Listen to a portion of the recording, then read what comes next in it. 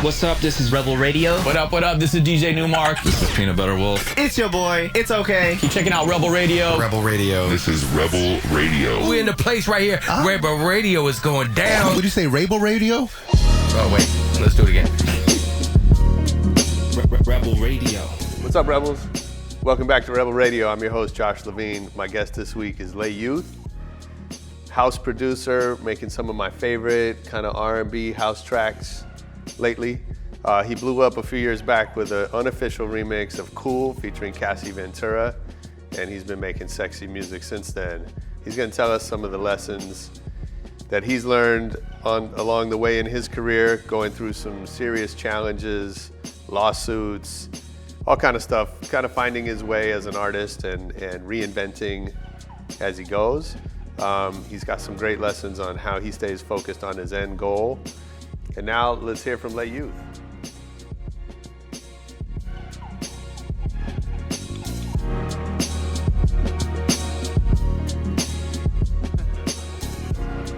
Well, thanks for doing this, man. I know you're like super busy, crazy touring schedule and launching labels and all kind of important stuff. So days off.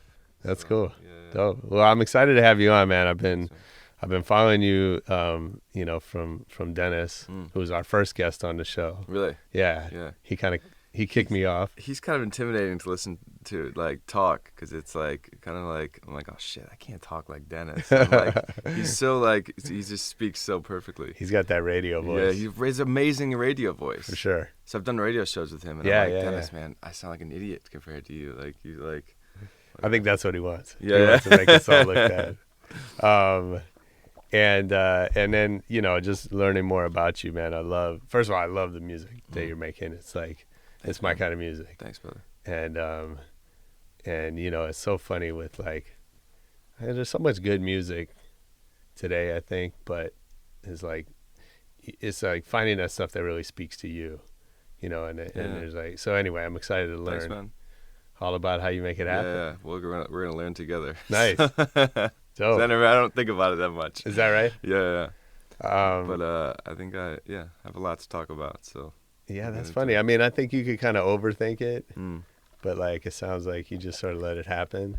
He's exactly right. How'd you get started making music? So I started. How did I start? I started as a drummer when I was in like 3rd grade. My uncle taught me how to play drums. Is that right? Yeah, and then.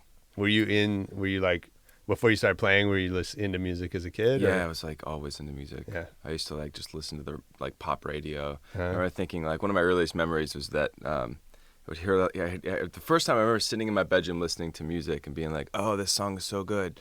Okay, it's 8:38 p.m. Tomorrow it should be playing at 8:38 p.m. No way. And I would come back in the next day. Oh, that's funny. At 8:38. And I'm like, it's not on. Yeah. What the hell is this? That's hilarious. So I've always been into music. What was the song? I have no idea. I think it was like Paul Abdul or something. Okay. Like, yeah. Straight up. So yeah, it's probably something like that. Nice. Okay. And then Paula, people can forget Paula Abdul is kind of dope. She's very dope. Yeah. Very dope. So yeah, and then I started playing in bands and was like, writing songs all through high school. Yeah. That's in Toledo. Yeah, Toledo, Ohio. Nice. I always wanted to be a singer, but knew how to play drums and knew how to sing as well. So I was like, first band, I was like playing drums and singing. Like, oh, wow. We were in like 7th grade. Yeah. And didn't feel very cool. So I was like, I just have to stop playing the drums. I continued playing, obviously, but I sang in the band. Yeah. Oh, yeah? Yeah. So then I was in a band like up until like, honestly, like 4 years ago. I was in a band, like we were signed to Warner, toured the world. What's the band called? Are we recording? Yeah. We got to keep it on the low? No, I don't talk about it very often. And we can get into why. But the band was called Rediscover. Okay. I just like try to distance myself from that. When I started making Lay Youth stuff, I was like kind of burned out on it and like didn't want the listeners and fans from Rediscover to kind of like come over into Lay Youth, because it's kind of like, this sounds bad, it's kind of what ruined it for me. Was like I was playing for an audience that I didn't really want to play for. It didn't feel right. So the last thing I wanted to do was have them sort of follow me into that. So I changed. What was the sound? It was like, I can tell you. So like I was like making electronic music. I couldn't play drums in my apartment. Right. So I was like, I'll start making electronic music. so I started doing that and like making beats and then singing to them. Yeah. And like I didn't really know like chords that well. I didn't really know like guitar. I knew just a little bit. Knew a little bit of piano, but was able to sort of make songs and then just sing to them. Cool. So at the same time, I was learning how to record and produce music, and so the sound ended up being like electronic sort of singer-songwriter stuff. It was weird. There was no one doing it, and I mean there were people doing it, but there wasn't like this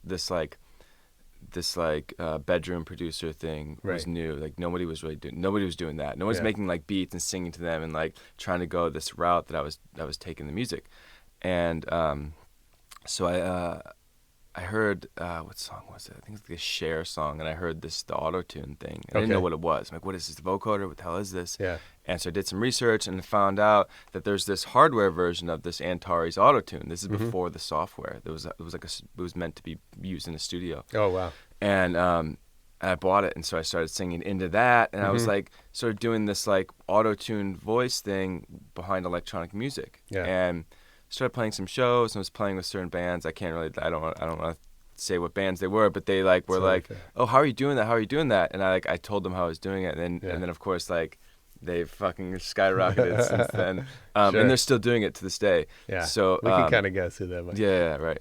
So exactly, you can guess who it would be. So and funny enough, I was credited as being like the first band, though relatively unknown, to do the auto-tune thing. So like nobody was doing it. And then the software version came out, and I downloaded the software, and then obviously everyone's doing it now. And then so like, and I remember I had a meeting with Atlantic Records. They wanted to sign my band back in the day, and this guy, I don't want to say, I'm like really throwing everyone under the bus here. It was like, he's like, "Yo, this auto-tune thing is whack. You got to stop doing it. Like no one's doing it. It's stupid. It sounds whack." And I'm like, I kind of like it, and it's kind of my sound. And like, I wasn't that good of a singer. Like, I never really liked my voice, and I don't know. And then that's hilarious. Yeah, so it was an interesting story, and that's kind of followed me. So basically, like when I started Lay Youth, I didn't want that stuff to continue. I was like, I might not sing on the Lay Youth stuff. I want to have a fresh start, so I like ditched my last name, started using a different name, and then started this new project. And was like, I remember like emailing people about it, like managers or agents, like, "Yo, here's my new project. It's called Lay Youth." I didn't say new project. Here's my project. It's called Lay Youth, and just kind of being like tempted to be like, "Oh, I was in this band that was signed to Warner, and we toured the world. Like, I kind of know what I'm doing." Right. Kind of give you some credibility. Yeah, and I always wrote it, and I'm like, "Fuck it, no, I'm just deleting it." And I would delete it, and I would send it, and like dozens of emails went unanswered. But every once in a while, someone was like, "Oh, who's this new kid doing this new thing, like where he's coming out of nowhere?" And I learned something then, was like people want that. People want the, like, at least the industry wants this idea that like, oh, it's this new kid who came out of nowhere, and nobody wants to be the guy who didn't sign that kid who like, you know, went off. Yeah. And so yeah, it kind of worked to my advantage, and like. Yeah, I mean, that's really interesting. Like, you know, we talk about that a lot, whether it's music or other areas, that, you know, like failure is part of the process, right? But at the same time, you're trying to get people to take a chance on you. Like, are people less likely to take a chance on you after the thing before that didn't work? I would say that 95% of the time that's the case. Yeah. It's weird. I don't know why. I have friends who are in bands now, who were in successful bands in the past, and who's like, you know, trying to use that stuff to create this new story. Sure. And I'm like, I don't think it works like that.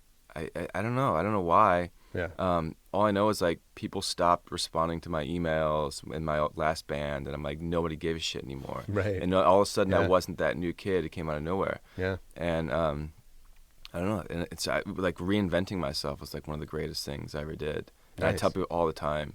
And I think people are still kind of too scared to take that risk, to reinvent themselves, and to not use their previous successes to create new successes. So I think it's hard, you know. I mean, it's kind of like you said, like, and I'm curious. I want to go back a little bit to kind of how it's happened at the beginning. But I think, like, you know, like to some extent things just sort of happen, right? And then to reinvent, like, you have to be really purposeful, and you have to like make a plan. And whereas, you know, I don't want to speak for you, but I think a lot of people, when you're just starting out, there is no plan. You just kind of Yeah. do it.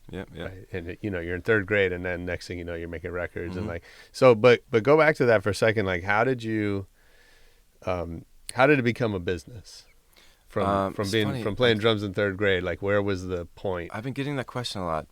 So actually, just last week I was in Mexico and I did this interview, and they asked, "How'd you get into the music industry?" And I'm like, I didn't get it. It's not like I was like, "Oh, I graduated college, now I'm gonna go be in the music industry." I was Right. like, and I think I answered it some fucking narcissistic way. I was like, I think music industry like came around me. Like I didn't really like. I just made music. Sure. And that's the fucking coolest part about it. It's like that's all you have to do is just make music. Yeah. And So was there a and- point when you knew that you wanted to do that for a living? Yeah, so I was in, it was actually in college, my freshman year, and took an electronic music course and failed it. And I was like, something's wrong here. I'm Nice. like, wait a minute, I know how to make electronic music. Yeah. And I took a guitar class, failed that as well. Yeah. And I was like, wait, school's not for me. Maybe not. This isn't my thing. Maybe it's them.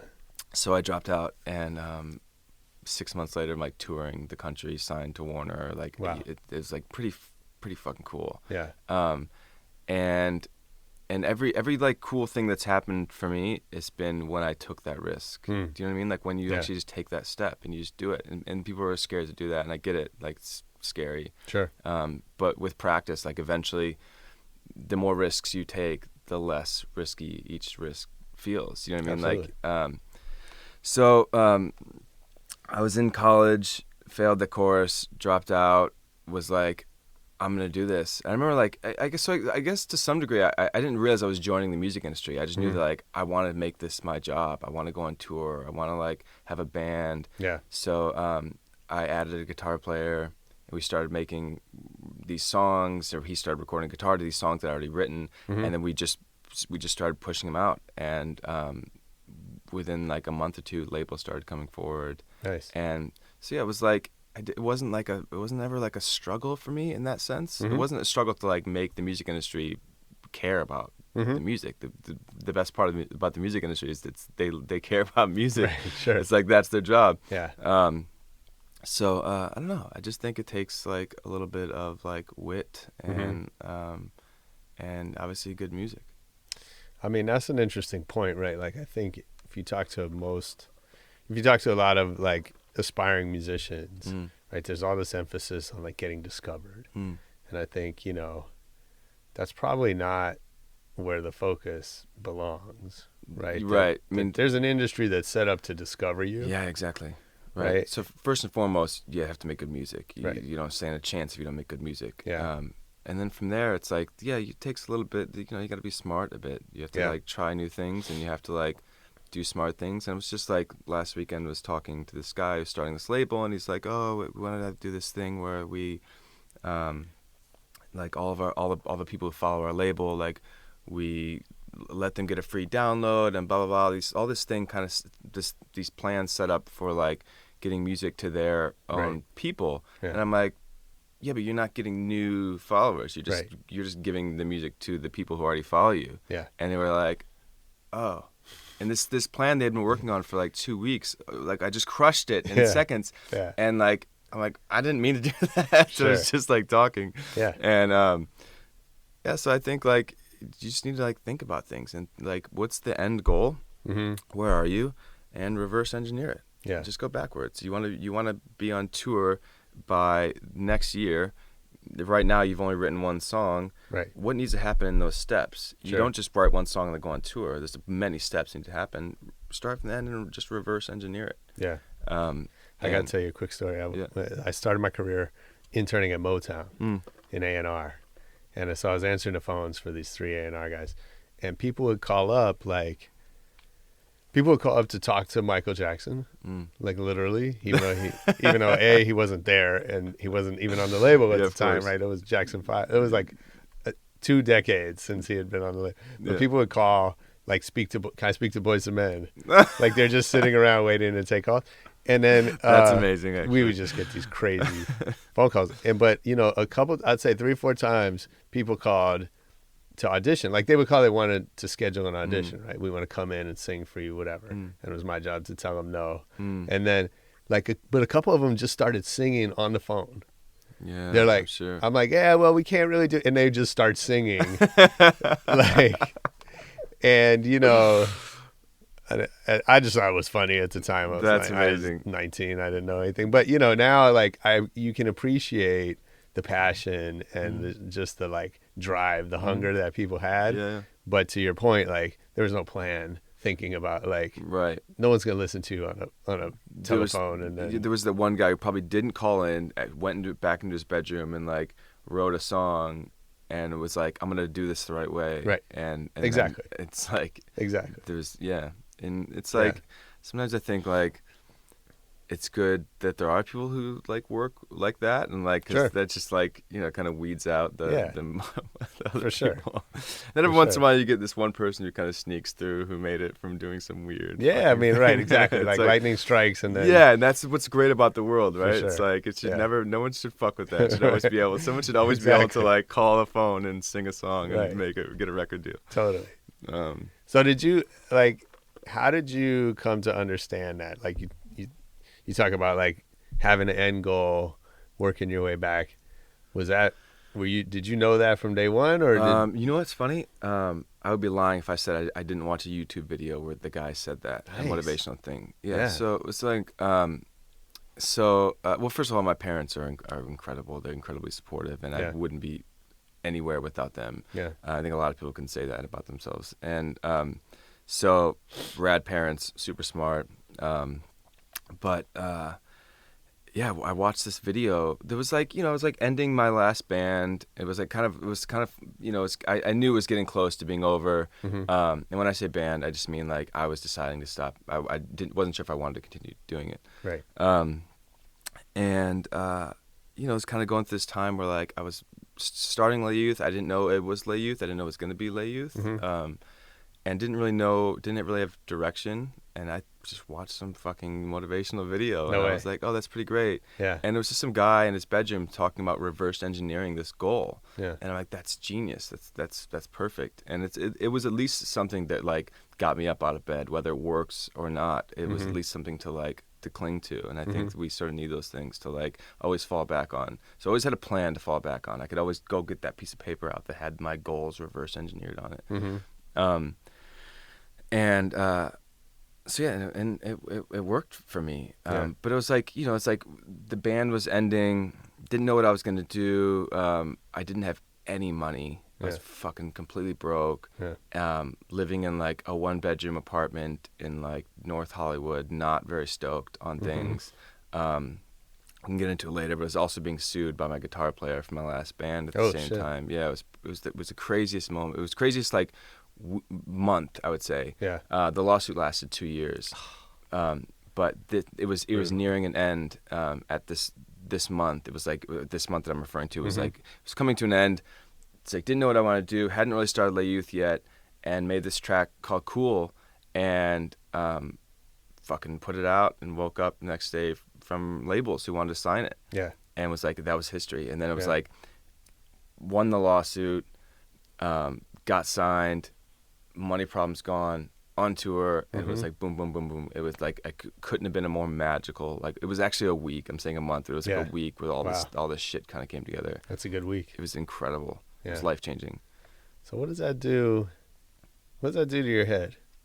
I think like I'm always going to be humble no matter what. I can't imagine not being that. But I think that was like the perfect like way that kept me humble. It was like, I've been working for a long time. People think I just came out of nowhere. But like I had a previous project. I was like sleeping in a van with 4 other guys on tour for like years, and was like fighting, and trying all these new things.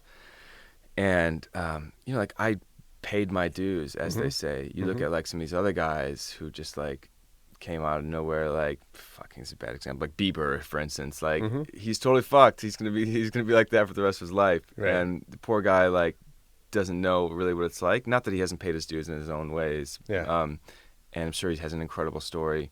But just I don't think it did much to my head. I mean, it felt great. It made me feel cool. And but I knew that from my past experiences, like feeling cool is only as good as your last song, right? It's sure. like, Yeah. it doesn't last forever, Yeah. and people aren't going to care forever. And this is another thing I sort of live by is like, always be cool to everyone you meet, because like, what's the saying? It's like the people you meet on the way up are the same people you're going to see on the way back down. For sure. And we're all going to go back down. Yeah. It's like, and Absolutely. so having those people who are like, yo, he was rad to me on his way up, Mm-hmm. and you know, he still responds to my emails. Mm-hmm. I think that goes a long way. Absolutely. Yeah. Yeah. So you know, you talk about the, you know, having the goals, right? Having kind of the mission, and then, you know, before that week, you know, all these challenges, right? So at any point, do you question the mission? Oh yeah, you do Yeah. lots of questioning. Yeah. Dude, I almost moved back to Toledo, Ohio in that sort of year, like Wow. transition time. By the way, I I was born in Bowling Green, no shit.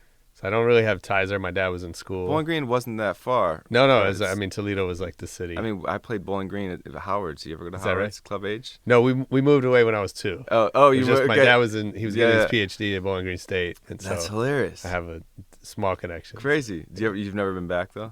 I think once when I was 4. So we would play shows in Toledo, and then Bowling Green was just far enough where we could hit that town as well, Yeah. and it'd be like part of the tour. Yeah.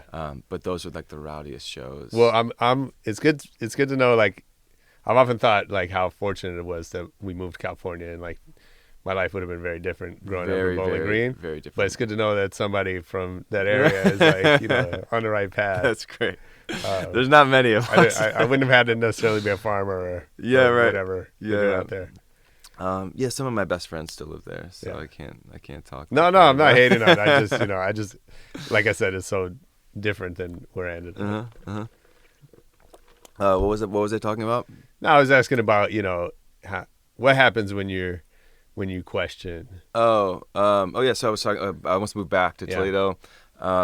You know, like I was going through this lawsuit thing, and that was like breaking me down. It was like bringing up all this old stuff from my past, and it was a tough time. And you start questioning things when you're like walking dogs to make money. You're like, what am I doing? What happened? Yeah. And but I mean, with the exception of like almost moving back to Toledo, and I didn't, obviously. Like there weren't that many moments where I was like ready to throw in the towel, where I was like this is it. I'm gonna go back to school or something. Like that was never on the table. Yeah. It was always just a matter of like, I just need to find another way. And I did. Yeah. And I think, you know, like if next year everyone is like, yo, Lay Youth is the worst stuff we've ever heard, I don't want to listen to it again, like I'll just change my name. You know? I'll pop back up on your radio or something. Yeah, that's great. So it's just like, this is what I want to do with my life. Yeah. And I'm forgetting the saying, but like, what is like the journey is the reward or something, or like the destination journey. And that's true. It's like, this is like, if I wasn't fighting, I don't know what I would be doing. Yeah. You know, it's like, I love doing it. I love like growing and making music, and this is just, I have the coolest job. Yeah.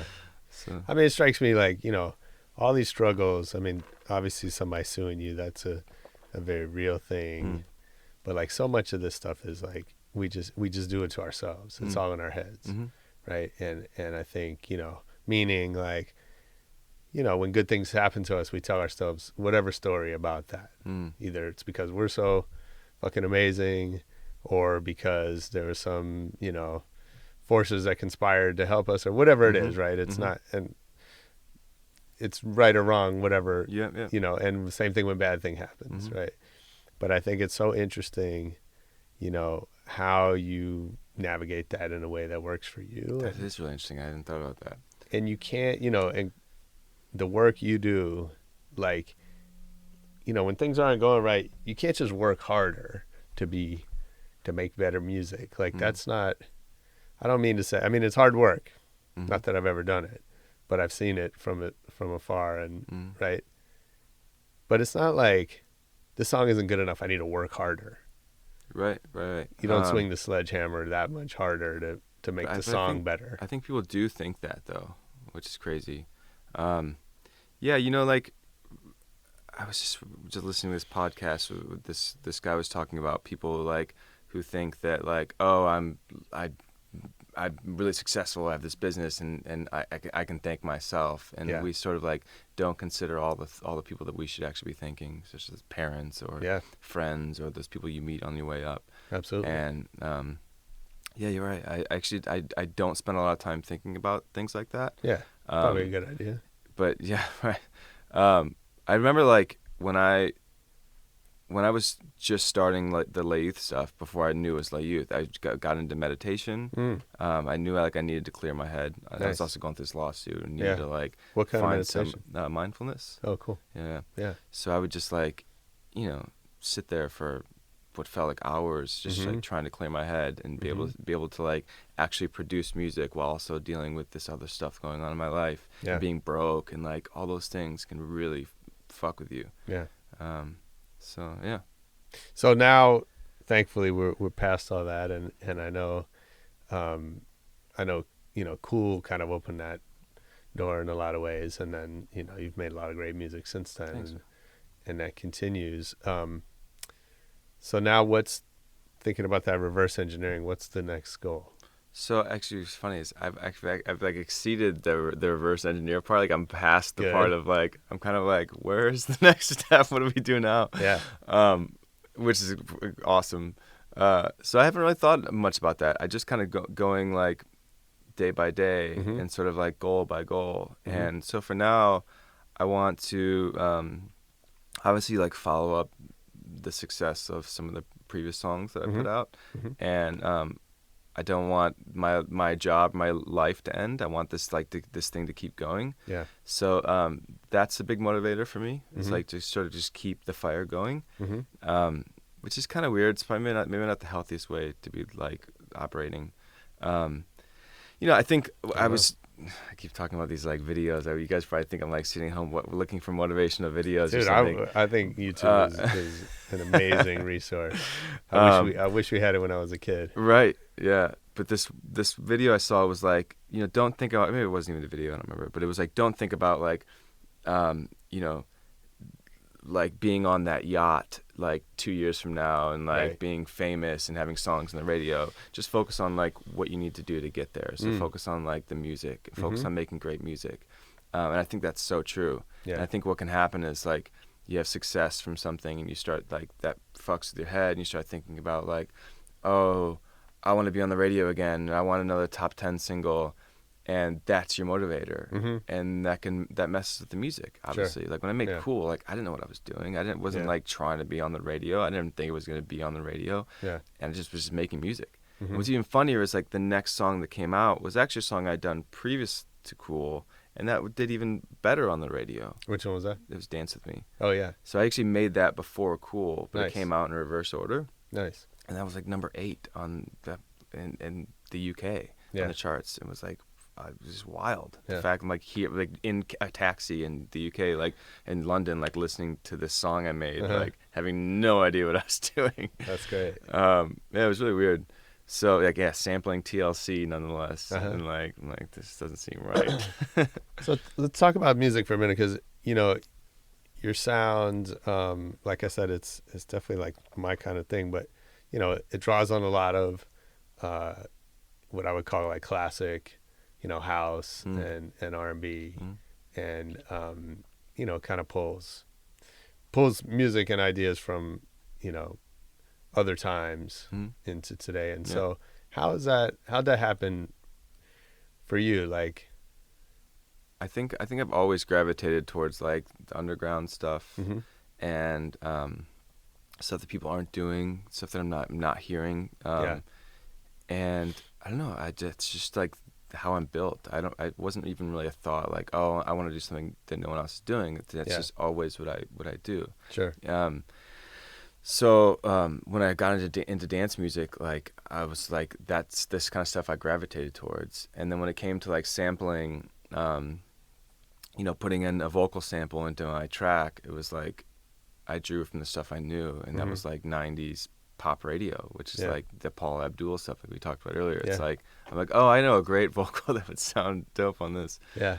And then it's literally just a lot of experimenting. Mm-hmm. So it's trying to do something that like other people aren't doing, and that's what I did with the band as well. Like, you know, with the auto tune and stuff, and doing all those new things that no one was doing. It's like it's just trying to do new shit. Yeah.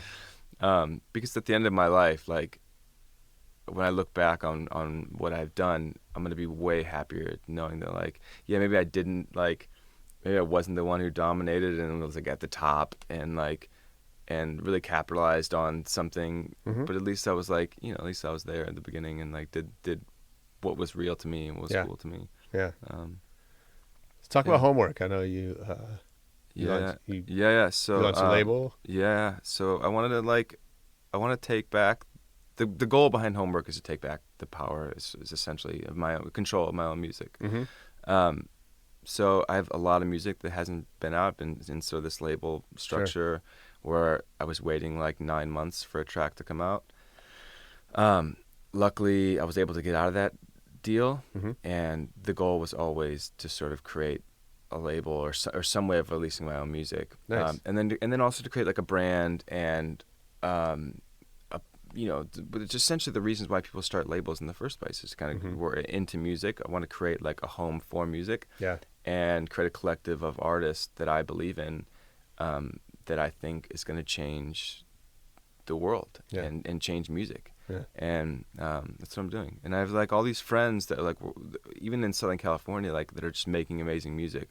And Dennis, for instance, and like we're all just kind of like, oh, put a track out here with this label, do this, da da da da, and we're like playing shows, and like Dennis will come up and we'll do a back-to-back set, like totally random, and people love it, and I'll be like, hop on Gold Room's set and at Coachella or vice versa, and it's like we could be sort of creating like a home for this. You see a lot of these like EDM guys that like, you know, it's just like one quick look at like X DJs, like you name this DJ's like Instagram, and you see him taking pictures with these other guys, and then like, and then there's this one guy who's coming up, and before you know it, he's in the picture with the other guys, and they stay very tight. Yeah, it's just like this little click. Yeah, we had JCO on, and he was talking about like the politics of trading, like reposts.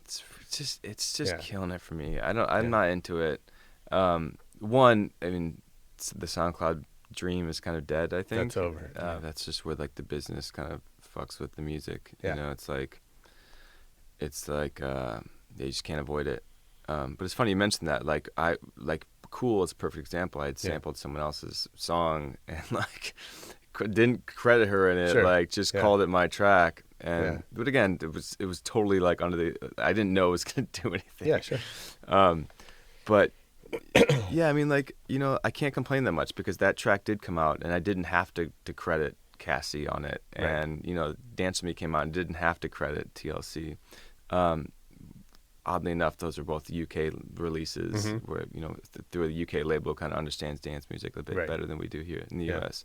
But yeah, I think the business is probably always going to motivate the music, unfortunately. Yeah. How do you navigate? I mean, I think like, my perception is you're bigger as an artist in UK. I know you had a radio show, and it's, you know, I sense your brand's bigger over there than it is here. Yeah, I think I actually probably say it's not anymore, but it certainly was like 2 years ago. Like the Cool. I mean, Cool still gets played on Radio 1, which is awesome. It was like on daytime radio. It was like you would like it was like between like Justin Timberlake and Daft Punk, literally like so weird. So yeah, but they also move way quicker on things than we do here. It's like, you know, the next month no one's coming to your shows. That can happen very easily.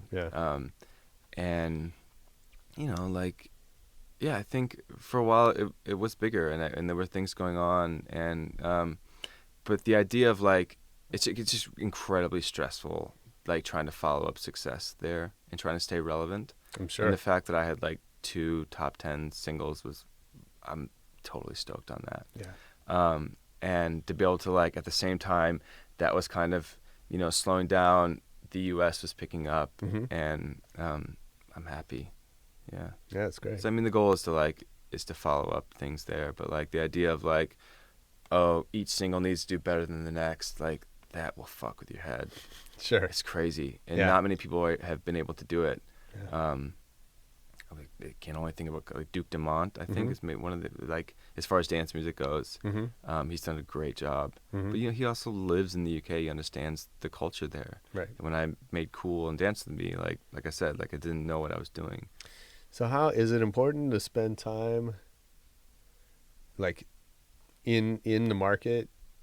Like obviously you go over there and do shows or whatever, Man, I think when there's a does that business, matter? when there's the business behind it, when Sony was behind it, Yeah. didn't fucking matter. Yeah. It's like they're just putting money into it, and they're Sure. like getting it into the places it needs to go. Yeah. And that's the business side that I'm like was very cool to me, and I'm very fortunate. But like, you know, it's not like I like paid my dues in the UK. Mhm. It was not like Mhm. I like was there DJing. Duke Dumont's been doing this for a long time. Yeah. He's like, his success is well deserved. Yeah. I just happened to write a song that they were like, oh, people are gonna like this, Mhm. and that's all it was. Yeah. So living there, I don't know. Yeah, I guess it would be good to like to understand. I certainly like struggled for some of the DJ sets. I was like, you know, like in the U.S. I'd play Duke Dumont or Disclosure and it would go off, Mhm. and I'm playing it there, and these people like just heard it on Right, the right, car it's- ride yeah, to yeah. the club, Yeah. and it's like, so I struggled for a bit. Sure. trying to Knowing the figure out- room. Yeah, exactly. Yeah. Yeah, but I figured it out eventually, and it's like, but I'm always learning. You know, that's what this is for me. It's like always learning. Every Yeah. DJ set is kind of like, what am I? Like, in fact, it just tweeted something that I played San Antonio at this like hole in the wall bar the other night, which like should have never happened. It was like the venue kept changing, and they Uh-huh. put me in this weird place, but it was packed. Like Yeah. it was all these rad people, Yeah. and I remember like I tweeted something at the end of the night like, thanks San Antonio, like I learned how to DJ tonight, That's because great. I wasn't ready for that, and Yeah. it was like, and I had to kind of adapt and learn new things, and you know. So how do you do that on the fly when there's, you know, people in the room? And it's not Luckily, going the way you DJing thought? is a bit different than like playing a live instrument. So Yeah. like you do have a bit of time, Yeah. and if you're good, you know how to get out of a situation that you probably shouldn't be in. If you Mm-hmm. get to some techie house thing, and the people who want like, Right. you know, want genuine, like you Right. fucked up, so Yeah. like get out quick. Yeah. So yeah, I don't know. It's just like, and then it's a matter of like doing your thing too. So like most importantly for me, I want to do my thing. Mhm. But sometimes like I'll play a club that's just like, my thing ain't gonna work. Right. Like I need to figure out something else out. Yeah. So you know, it's always just like I said, it's always learning. It's Mhm. like, oh shit, this isn't gonna work. Let's try Mhm. something different. Yeah. So yeah. You know, talk about. I want to talk about partnerships a little bit. What you've learned, obviously, you know, having the band and the Mhm. lawsuit, and then now going into a label where you're be partnering with artists that you know whose music you're putting out, whatever. So what lessons have you picked up about maybe what makes a good partner for you? And, I don't, you know, like I don't think I'm that good at working with people. Okay. So when I started the band, it was just me and writing my songs and the way I wanted to, and then I like, you know, added this guitar player with the intention of writing songs with him, Mm-hmm. and kind of like we just were going two different directions. It wasn't working, Yeah. so he was happy just to record the guitar to the songs after I'd already written them, Yeah. and that's just how it worked for me. And then we added a drummer, and like he didn't know what he was doing, so like you just play drums, I'll show you what to play. Mm-hmm. So like I don't know, like I think if I had to be honest, I would say I'm probably not good at working with other people. Yeah. I'm very cool with people and very nice, and Sure. but I'm always more efficient, I guess, on my own. Mm-hmm. That said, there are a few people I've met that I work incredibly well with, like Mhm. Dennis, for instance. Mm-hmm. He's just perfect to work with. So why does that work when some others don't? I think he's from Detroit. Yeah. So and I'm from like 30 minutes away, so we Right. just kind of, I'm just kidding. I don't know. We just get along, and I Yeah. think like it helps when you're friends before, and Yeah. just personality types. I Yeah. think, and then taste in music is important. Mm-hmm. But I think like what the goal for me has always been to surround myself even in my social life, in my normal life, is to always surround myself with people that I care about. Yeah. People that are like good people that like I want to spend time with in the studio. Yeah. People who can call me when they're having like girlfriend issues at like midnight or something. Like that's happened, and those are the people I try to put around me. Yeah. So yeah, I don't know. I guess I don't have like a clear answer on that. No, I love that. I mean, I always say don't do business with strangers, Right. which is usually the opposite of like. You know, like I don't want to say any names. Like I've met people out there like right away. I'm like, oh, this isn't my person. No, like this isn't gonna work. In fact, I remember like when I added the guitar player to the band years ago. Practiced one night and talked to my parents. This is a young kid, by the way. Talked to my parents. I'm like, oh no, I don't think he's gonna work. And they're like, no, just stick it out. Like you'll learn to work with him. And it's funny. My intuition then, first fucking day was like, get away from this kid. And this kid inevitably sued me like 6 years later. Wow. So, and I never got along with him through those 6 years. So, So are you much quicker to cut people off now?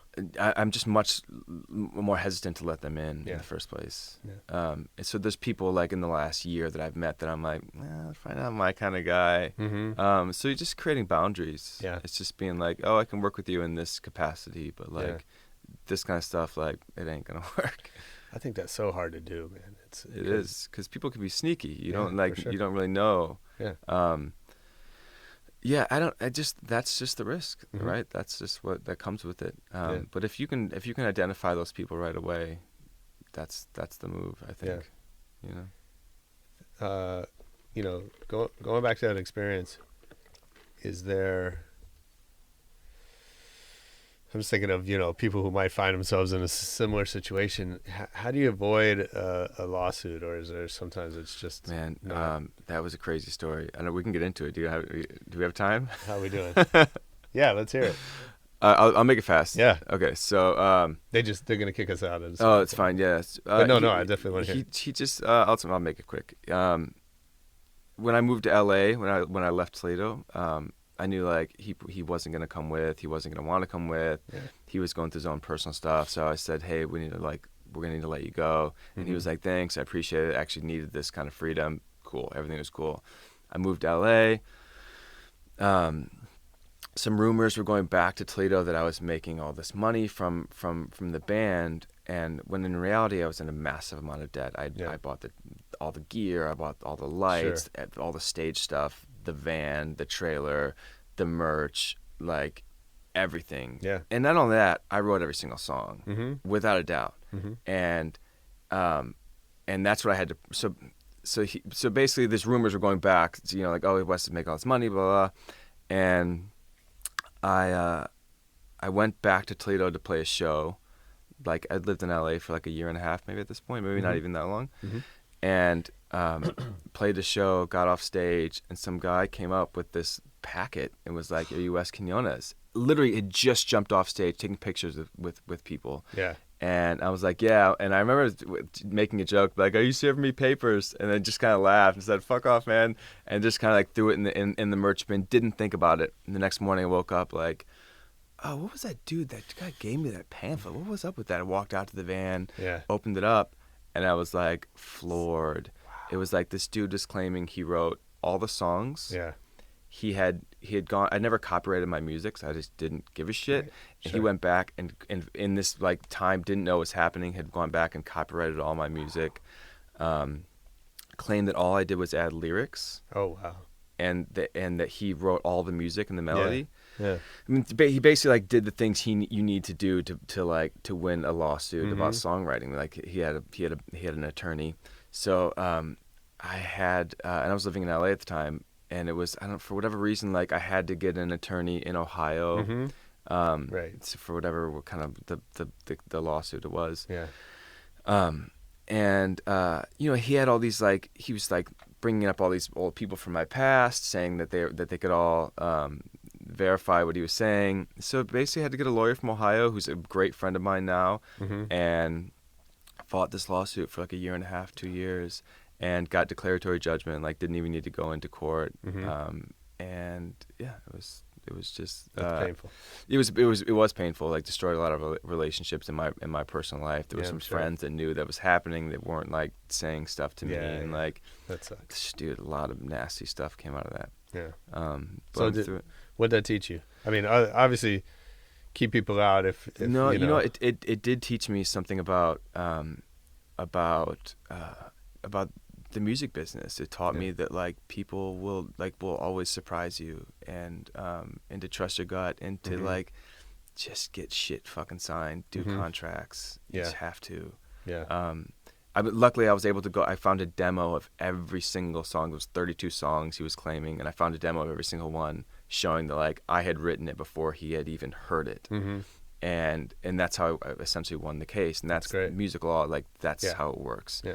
And so I don't know. It just made me like a bit like skeptical about people. I don't know if that's the word I'm looking for. Like hesitant to work with people, and maybe that's why I am the way I am. But I don't know. Like I still like. I don't think it's like shut me off to people. I still take risks all the time. Sure. Yeah. Maybe it made me bolder in some ways. Maybe like, you know, I'll fucking win this as well. So. Yeah. I mean, that's so good. I feel like, you know, in business, like, first of all, you got to learn that stuff won't kill you, because you don't know that, you know. Yeah. And then, you know, like music is so interesting because, you know, here you are, you know, a fair amount about music law and about, you know, business management. That's not what you got into it for, and it's not like. Yeah, you know, but like, you know, the reason I didn't graduate college is because I wanted to avoid all that kind of shit. Like I didn't want to learn that stuff about business law, of course, about music law. You know, like I never wanted to know it. Yeah. I'm glad I do. I'm glad I did go through it in some ways, but like, you know, like, it's not fun. You know, being around like Dennis, Static Revenger, for instance, like very intimidating guy to be around because he knows everything. Sure. There's nothing that dude doesn't know. Yeah. And you know, it makes me feel like, oh shit, maybe I should be like focusing more on that stuff. But I don't know when I would find the time. You know, like maybe on a flight I can like read some book about like music law or the music business or something. But like, you're not gonna. Yeah, it's like I'm not right. No. It's like that's not. Yeah, it's not gonna happen. You better have writing a song. Yeah, no, that's always been somebody. my sort of my goal. Is like I'll just write a song, or like I'd rather focus on that because that's the one thing that's proven to work for me. Yeah. Yeah. Nice. We'll have a little lightning round before I let you go. Oh God, I hate these.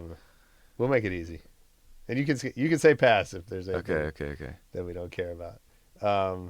But actually, I have one that's not in my lightning round. But because you make the kind of music you do you have a favorite like R&B house mix or collab? If you think back, like, are there any that stand out to you? Like a sort of like a bootleg thing. Whatever. Let me think of the good one. I'll tell you mine. Yeah, please. Well, there's probably a bunch, but the one that always comes first to mind is MK. I was just gonna say MK. It's funny. They're freaking you. MK. Yeah, that's a great one. Yeah. A more recent one. You heard the Zach Samuel remix of Karen Harding's No. "Say Something"? It's No. excellent. Nice. I have to say that one. It's like my favorite song to play. Yeah. I would like yell it out to the crowd, and that's cool. Yeah. So Nice. All right, I'm gonna look that one up. Yep.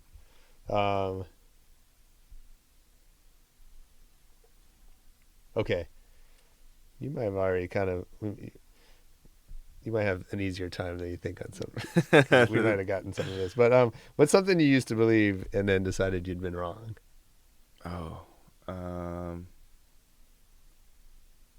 Something. Oh, there's so many of these things. Nice. I think. Let me think of a good one. Well, I used to always think that you should like be open to working with other people and letting people in, and and I was wrong about that. Yeah. And still confused about it. It still fucks with me. Sure. But yeah, I certainly was wrong about that one. Yeah. And then there's things just about like making music that I turned out to be wrong. I remember thinking like back actually when I was recording an album for my last band, thinking like, oh, I want every song to be a hit. I want this one a record of like 15 fucking singles. I don't care about the record. Right. And the producer we were working with, Matt Squire, actually was like saying like, no, you should have some of these like tastier bits in there that aren't gonna go to radio, and like, and I think he was right and I was wrong. No, I mean that's great. That's great wisdom. There, right there. I think I used that wisdom to create some of the Lay Youth things that have been successful for me. You know, so I wasn't like trying to write something. And I would say that's probably the moment in my last band where things started going the wrong direction for me, where I was like trying to chase something as opposed to like create something. Yeah. So yeah. Ah, that's a good one. Is there a talent you always wish you had more of? I wish I played piano better. Yeah. My parents put my brother and my sister in piano lessons and never made me take any piano lessons. And my brother's a fucking doctor, and my sister like works in entertainment. Like, and here I am like wishing I played fucking piano. It's pretty pathetic, actually. What about, is there another career besides music that you'd want to pursue? Something with a steady paycheck. Okay. Anything with a steady paycheck. Yeah. That's just stressful. So if you knew you couldn't fail at it and that steady paycheck would be there, what would you do? Oh God, I think I wanted to be a chef at some point in my life. Yeah, but I don't know if I'd want to do that now. That's the last thing I knew I wanted to do. Yeah. I think I would work in the music industry. I think I would be like being like an artist manager. I think it would be awesome. I'd be very happy doing that. Yeah. Radio DJ, I would love to do that. Yeah. You don't still do the radio show? No, I don't. I did that for about 2 years, I think. I would, something that in tech. Okay. I would love to do this in tech. I wish I could like program shit. Yeah. But it's just not my thing. Sure. Yeah, although it's not that different than music. I mean, I think it's very different in some ways, but it's something that can be learned, right? It's a craft. It's like, totally. But it's also like music is so technologically driven that there's a lot of crossover there now. Right. Okay. So if I were on your team, what's something I would hear you say over and over? What did I say this morning in this email?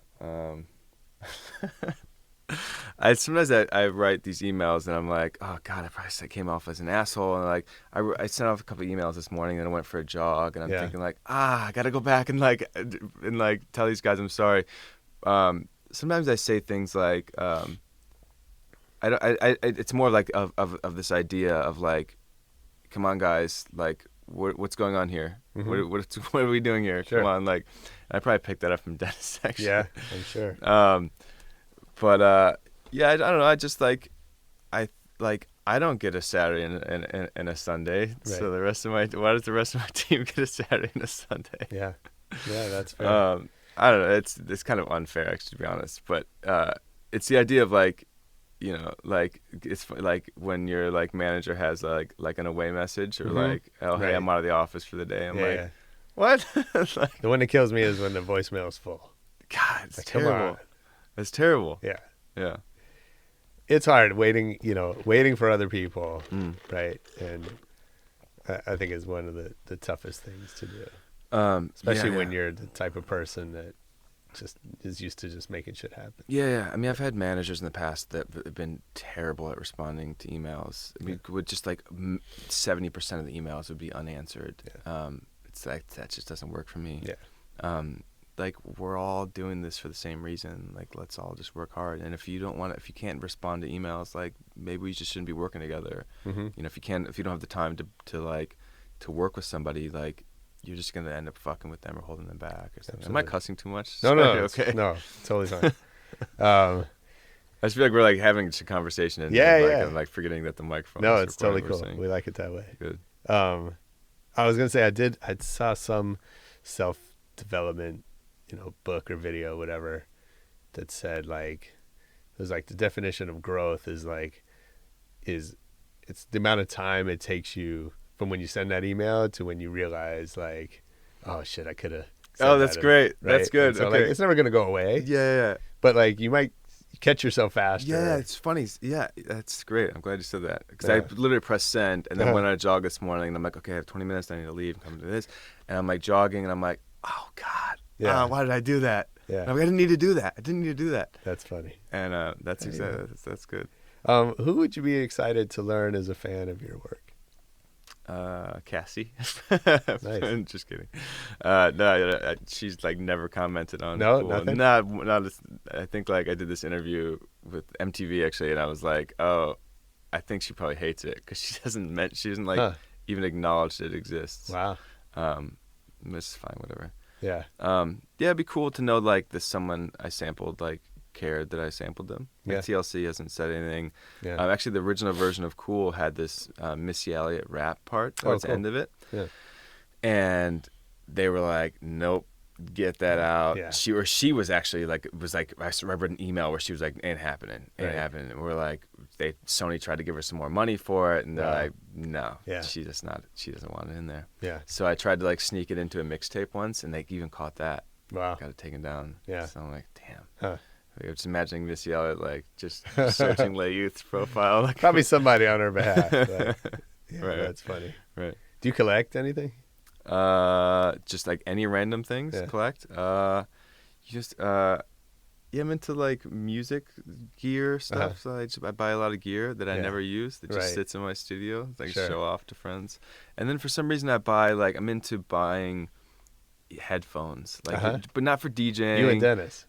Does Dennis do the same He's thing? got like a crazy headphone Oh, he collection. does. You're right. He has those big silver ones. Yeah, yeah. No, I just like buying headphones for flights and stuff. Oh, okay. I'm like, I'll go into the airport, like little tech, Yeah. whatever, electronic store, and like look at all the different headphones and be like, oh, those would sound really dope on Yeah. this flight.